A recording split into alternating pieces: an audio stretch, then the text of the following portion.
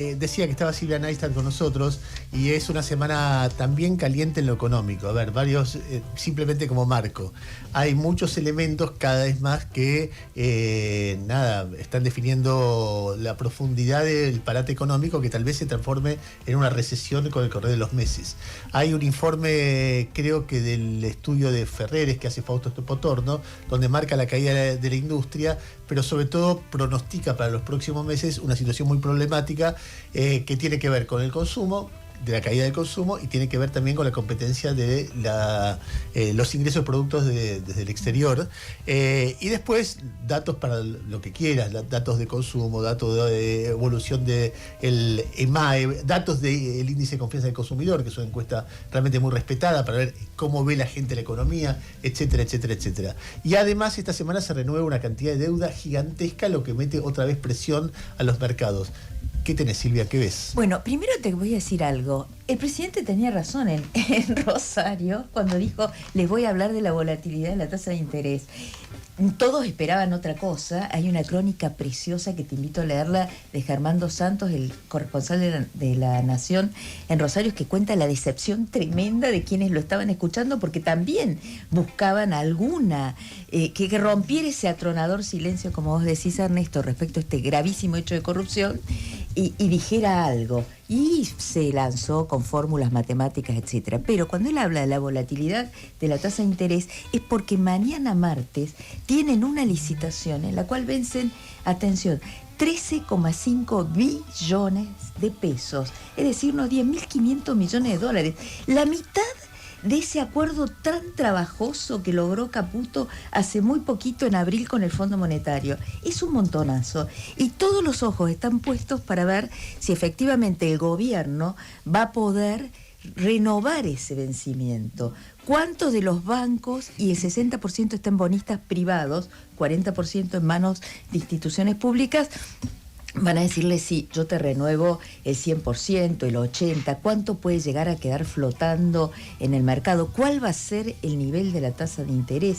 Hay muchas dudas. Y de acá a octubre vencen en total, contando los 13,5 billones de pesos que vencen mañana martes, 50 billones de pesos. Alrededor de 40.000 millones de dólares. Claro, es muchísimo. O sea, vos decís, ¿de dónde sale esta plata? ¿Por qué hay tantos vencimientos? Bueno, es esta rueda loca de la deuda argentina, que primero estaban las LECAP, después las LELIC, después las LEFI. O sea, es una bola realmente que se va renovando, digamos, para postergar esos vencimientos, estirarlos en el tiempo, etcétera. Pero se renuevan, como hemos comprobado, a tasas cada vez más altas.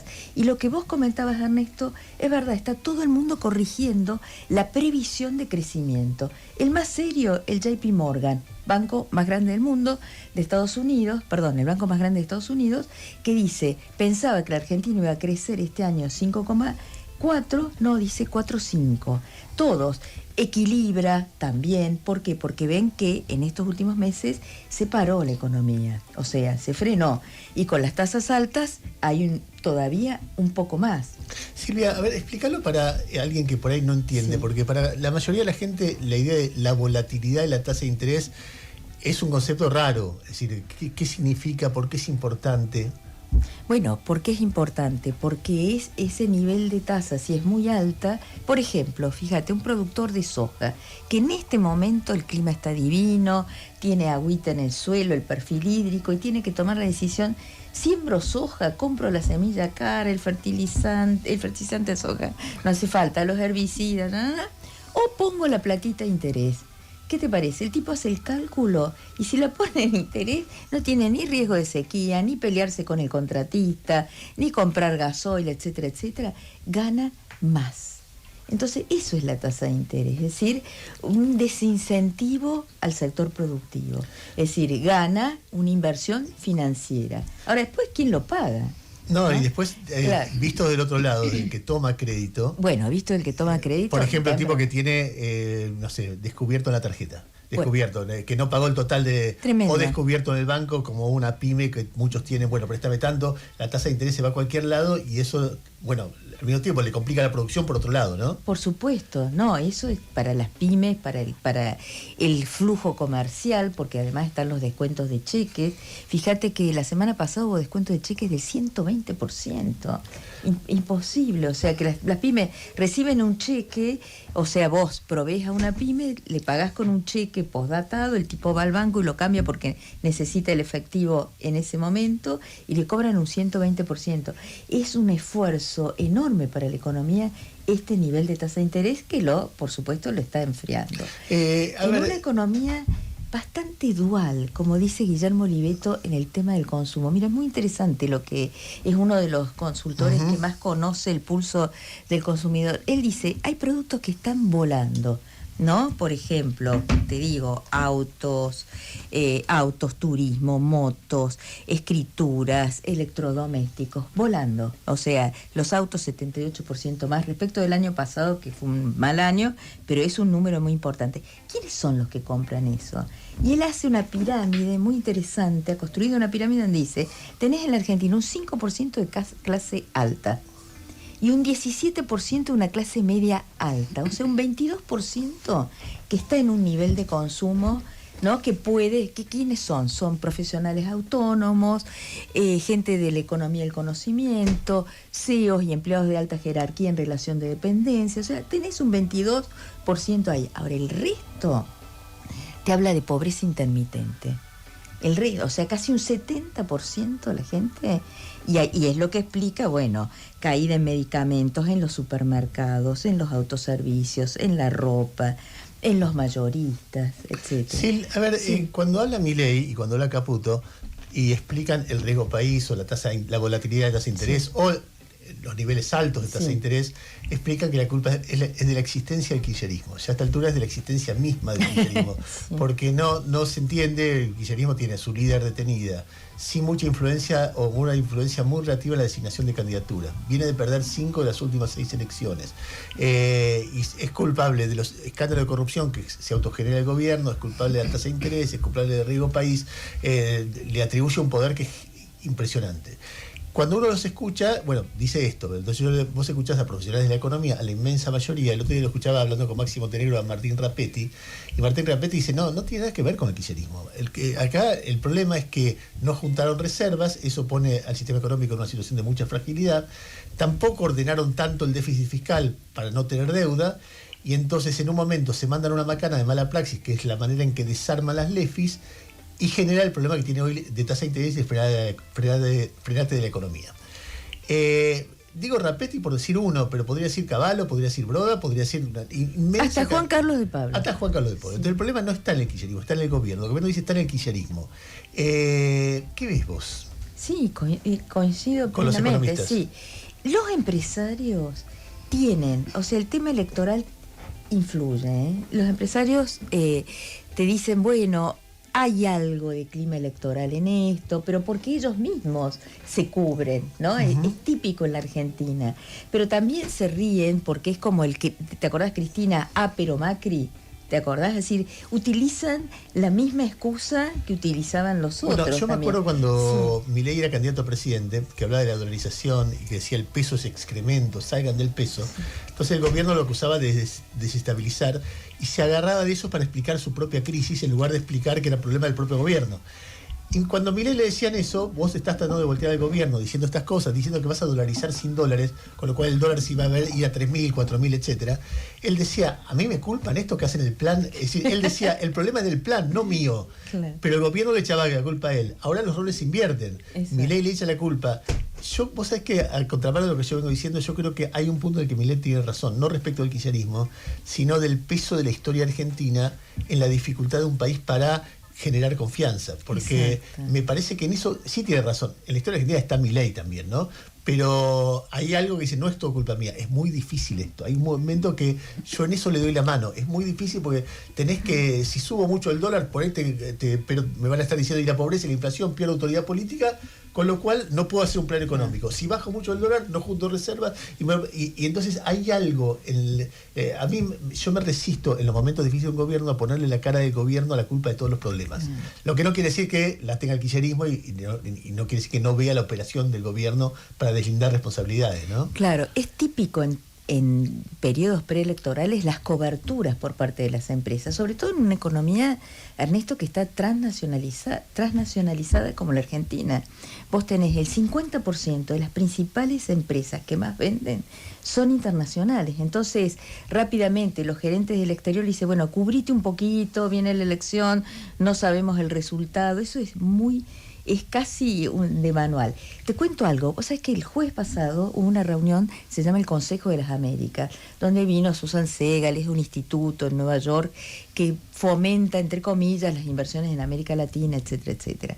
Y estaba Pablo Quirno. Pablo Quirno es el segundo de Caputo, o el tercero, según hay un chileno, José Luis Daza ahí, y convocó como de urgencia en el VIP una pequeña reunión con economistas. Mirá. Secreta, porque estaba en medio este escándalo, ya estaba destapado el escándalo de Españolo, y bueno, y había un clima de inquietud, por decirlo suavemente, ¿no? Y había un grupito de economistas, se reunieron con él en la ENVIP, que dijo más o menos lo que vos acabas de decir. La frazada es cortísima, la política monetaria va a ser muy dura hasta octubre, para nosotros lo principal es dólar quieto y precios planchados. Es lo que les dijo a este grupito de economistas que estaban ahí. Vos en la agenda que hablamos recién fuera de aire me decías, anotá autos chinos. Ah, sí, autos chinos. A ver, ¿a quién de nosotras, bueno, y nosotros, les gustaría tener un auto que vos pongas piloto automático para estacionar? A mí me encantaría porque lo vivo rayando, ¿no? Claro. ¿Lo rayando? Sí, no sé calcular. Bueno, quiero creer que hay mejores generaciones que el primer auto chino que trajo la familia Macri, que era de lata. Me acuerdo haber ido a verlo porque era muy barato. La marca, que eran los Chery, que no sé si siguen estando, eran de lata. De lata. Me acuerdo que yo cerraba y digo, pero esto tiene el grosor de una lata de atún. Sí. Bueno, una cosa increíble. Ahora viene otro grupo que se llama BID, que quiere decir en inglés construye tu sueño. Y la tercera... Build your dream. Build your dream. Exactamente. Y te lo cumplen, digo, yo construyo el sueño de que me regalen el auto. No sé, pero si vos juzgás que los tipos son la tercera automotriz del mundo en ventas, después de Toyota y Volkswagen, bueno, es algo que una empresa de 30 años que la fundó un personaje que se llama Wang Changfu. Acuérdense de este nombre. Wang Changfu. Parecido a otro. Sobre todo puede ser él o cualquier otro chino, con el perdón de toda la comunidad. Con el perdón de toda la comunidad puede ser cualquiera, es como que decir Álvarez o Rodríguez. Claro. Y de una persona. No, y una persona, Estela Lim. Trae el sistema de refrigeración, anda todo el tiempo, ¿no? En el auto. Digo, no se apaga de noche, ¿cómo es? No lo sé. Han llegado los 100 primero a Zárate, que tienen este tipo. ¿En Zárate? ¿En la planta de Toyota trabajan? No, llegaron a Zárate, porque en Zárate hay una terminal donde ingresan los autos importados.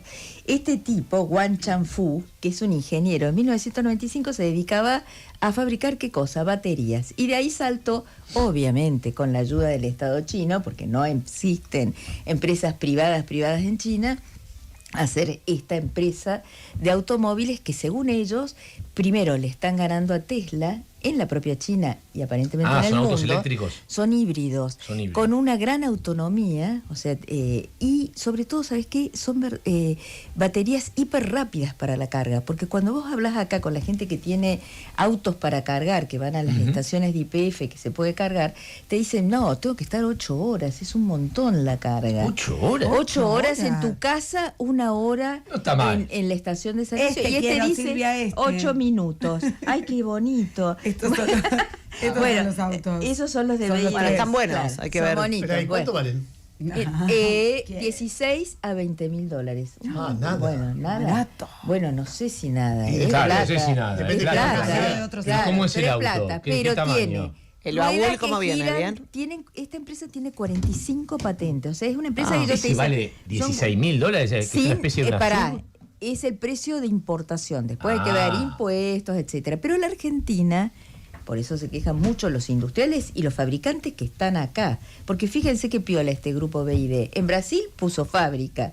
Acá todavía no. O sea, los brasileños dijeron, vos querés venir a nuestro mercado, tenés que poner una fábrica. Y tuvieron que comprarle una fábrica en desuso a Ford, que está cerca de Bahía, en el norte de Brasil. Acá nadie le dice nada. Hay un cupo por el cual vos podés importar hasta 50.000 autos híbridos casi sin pagar impuestos. Bueno, estos están aprovechando ese cupo. ¿Se metieron acá o están tercerizando la operación en algún grupo argentino? No. Se metieron ellos como BID. Acordate este nombre, no BID, solo el de Wanchang Food, sino de Stella Lee. Yo veo, en la calle veo una marca de auto que es Beijing, que debe ser... También China. Hay 17 marcas de autos chinos ya en la Argentina. Que es lo que preocupa mucho a los industriales de acá, porque si vos producís aceros planos, por ejemplo, para los automóviles, ya no los podés vender, porque vienen desde China. ¿Esos autos ingresaron en este último año y medio o es una política que viene ya desde antes? Fueron ingresando desde antes, pero hay una invasión, si se quiere, entre comillas, en el último año y medio. Y prestale atención a esta firma, porque ellos son una empresa muy tecnológica que tiene ventajas sobre los otros, es decir, que vos cargues en 8 minutos. Que ¿8 minutos? 8 minutos. ¿En vez de 8 horas? En vez de 8 horas en tu casa, es un montón, son baterías ultra rápidas, y después que tienen ruedas que pueden girar 360 grados, Wow. o sea, tienen patentes, claro, son... impresionan en lo tecnológico, veremos, ¿no? Te hago una última ¿Para qué pregunta. servirá, no? Para andar y girar. Queremos uno. A mí me gusta el piloto automático para estacionar, estaría buenísimo. No sé si estación solo. La última pregunta que me interesa. Pablo Rocco hizo una declaración discordante con la política económica o preocupado por la política económica. Que es una declaración que no es habitual escucharlo a él opinar en público, ¿o sí? No, él una vez al año opina en público, que es cuando realiza ese seminario ProPyme. Vos has estado generalmente en diciembre, donde van todas las empresas que le venden a Techin y que forman una cadena. Y ahí él cuenta cómo ve el país. Y él cuenta cómo ve el país. Pero ahora trajo un personaje a través de un boletín que se llama el Boletín Techin, que es la persona que le inventó a Trump, en el primer gobierno de Trump, los aranceles a la importación. Porque le dijo, mira, China entró al OMC en el año 2001, pero China se está beneficiando, le dijo él a Trump, de nosotros, porque nos están vendiendo producto terminado y acá está cayendo el empleo. Metele aranceles. Ese señor se llama Robert Lighthizer. Sí, es un tipo muy importante. Muy importante. Fue el ex representante comercial de Trump y el que defiende a ultranza el proteccionismo de Trump respecto de China y del resto. Vos sabés que tenía un libro que era un libro... Era el que le dice, habla de tarifa, o sea, de aranceles. Y hay un libro donde él explica claramente la lógica de los aranceles. Él dice, vos tenés dos formas de proteger la economía: proteger a los consumidores o proteger a los trabajadores. Si querés proteger a los consumidores, abrí la economía y va a traer precios más baratos, que es lo que hace el gobierno argentino.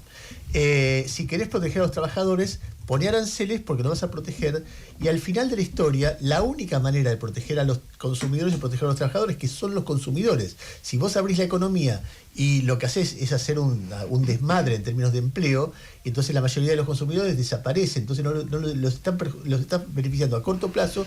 Entonces la forma de defender a los trabajadores norteamericanos es poner aranceles. Cuando vos lo ves, cuando vos lees el libro y conocés el debate económico, te da la impresión de ser una mirada un poquito como de otras épocas, como que no tiene en cuenta la complejidad del mundo que tiene, pero es un tipo muy importante para Trump, muy importante para el debate en Estados Unidos, y es impactante que Roca lo traiga en este momento porque es la contracara de Caputo. Exactamente, es la señal, la principal señal de Roca en ese sentido de haberlo traído es mostrar, miren esta política económica, que además supimos que Trump está comprando desde el Estado de Estados Unidos empresas. O sea, algo que vos decís, bueno, realmente es otra cosa. Pero sí, realmente muy interesante lo que decís. Y él, además, Lighthizer dijo en ese seminario del último jueves que no hay política tecnológica si no tenés una base industrial.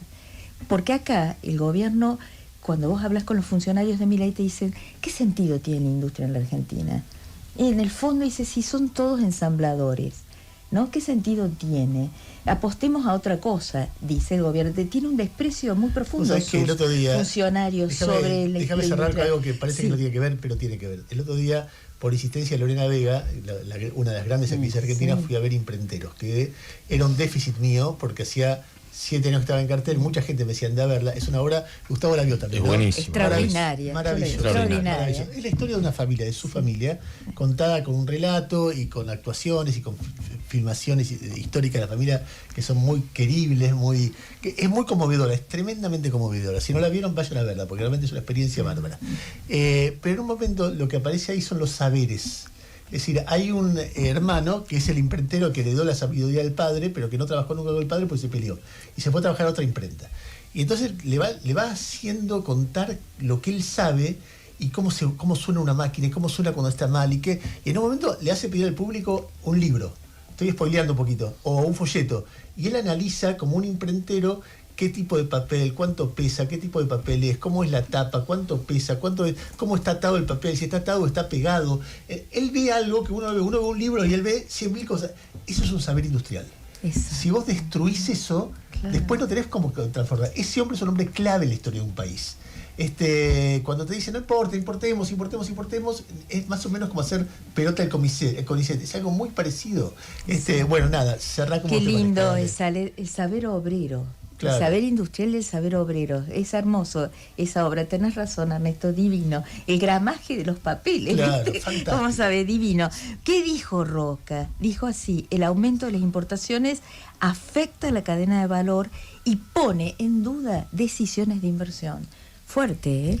El principal industrial de la Argentina. Muy bien, 9:21 de la mañana. En este momento está hablando Martín Menem con Laje. Antonio Sí. Laje. Y hay una persona del equipo igual que está